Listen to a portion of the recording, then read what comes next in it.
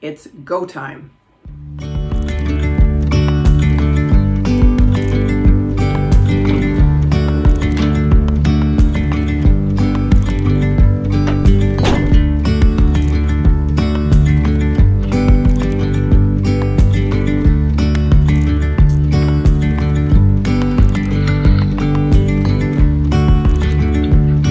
Look at the humidity going up. So today I think it's like 18 degrees outside right now, but crazy windy. Our house is surrounded by a bunch of trees, and pulling in the driveway after being out running some errands today, there's this huge tree that's fallen, and it didn't cover the driveway, but there are some debris and some branches. But living out here in the country, we deal with that quite a lot. And have a chainsaw. So tip, you need a chainsaw when you live out in the country. But I also wanted to update you on, I got a little thermometer for the room and a humidity monitor, so that'll be fun just to keep an eye on and obsess over and check every 3 minutes to see how it's doing. But I wanted to add a thermometer in here. The heater that I have also has a thermometer, a temperature, a thermostat on it. But I wanted to add something else. So.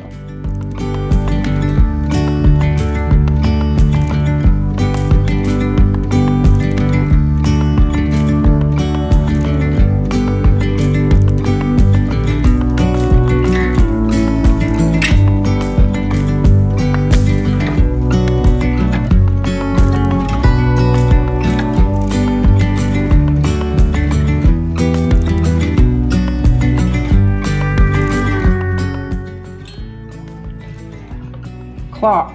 Press and hold the set button on the back of the weather station for 2 seconds.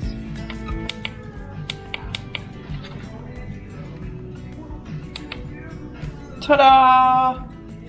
34% room humidity in the house, and it's 24 degrees. It's very dry in here. Let's go see what it says in the Seed Studio.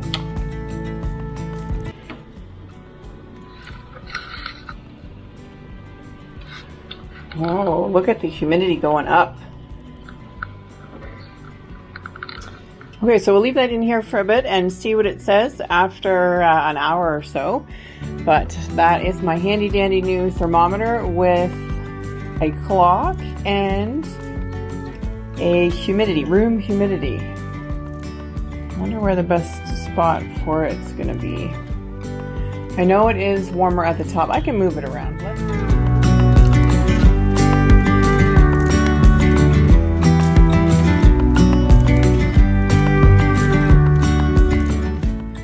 But inspired by the spring-like weather, I decided to pick up this gorgeous calla lily from Home Depot today. And I potted it up into this beautiful white little pot, and I'm gonna put it on our kitchen counter somewhere.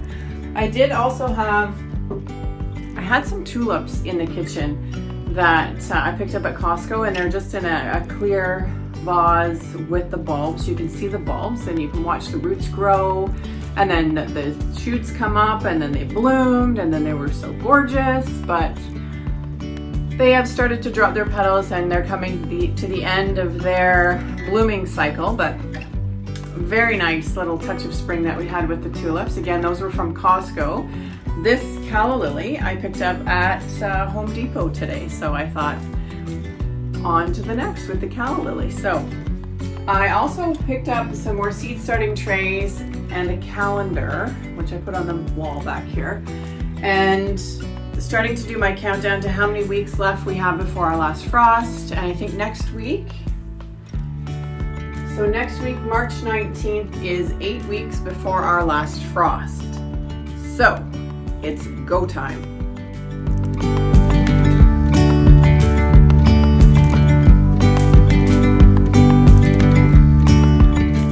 I also did a huge catalog of all the seeds that I have. I wrote down the names and how many weeks before, the last frost that you need to start them.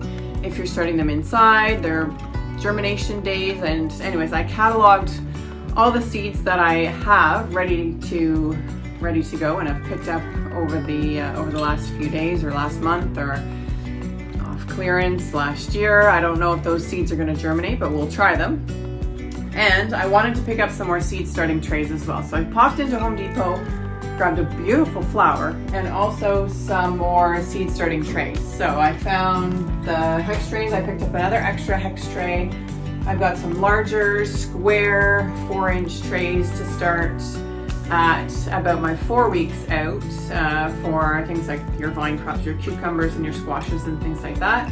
I also am waiting for some of the deep root starter packs to start sweet peas in. So I'll be starting those later on as well. But this coming week, I think on the agenda is going to be tomatoes, some more peppers, like a jalapeno, some cherry tomatoes, and then a few flats of seedlings of some flowers, and I can't think of any of flowers. Zinnias. I have a whole bunch of zinnias that I want to get started. So zinnias will be, there'll be a big tray of those that I'm going to be starting. And yeah, we're going to start filling up the shelf with seed starts. These trays I found have these huge root starting trays, which I thought would be great to do my tomatoes in. So I'm going to try my tomatoes in this. This is a 32 cell with some bigger root development in here for, I think tomatoes are definitely going to do well in those. So I have a couple of those to start some tomatoes in and a couple other cells to do lots of flowers. I'm really excited. I can't wait to get started on more seeds. So another little addition that I wanted to add to the room today was a little thermometer. So it's a thermometer and a humidity, it detects the room